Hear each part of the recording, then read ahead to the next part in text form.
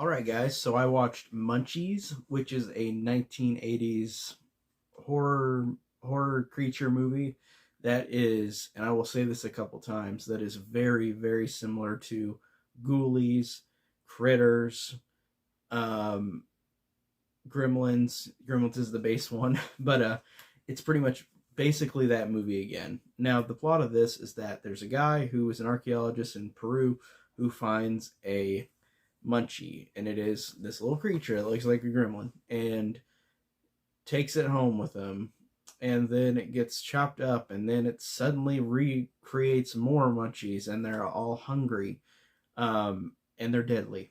That's the basic plot I give this. The thing I will say about this one is that, man, I was not a fan of this one at all. Munchies, which is the first one, there are three Munchie movies, not all connected. This first one is not connected to Munchie, which I have seen. Also, it's weird that this movie is also called Munchies first. It's not just called Munchie.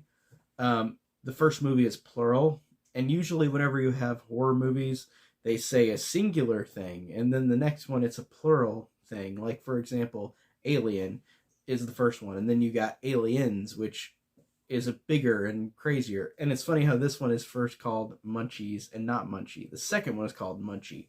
The second one has no connection to this one at all, but it's pretty hilarious how they act like they're like connected because they're really not. A cat's getting on the table. But Munchies just really was not that interesting. I thought that this one really, honestly, and it's weird because it's directed by the person who cut Gremlins, like did the editing for Gremlins. I think it was the same director, and wanted to make the movie look and feel like Gremlins. And this movie doesn't have the same plot of Gremlins, but it is so uninteresting.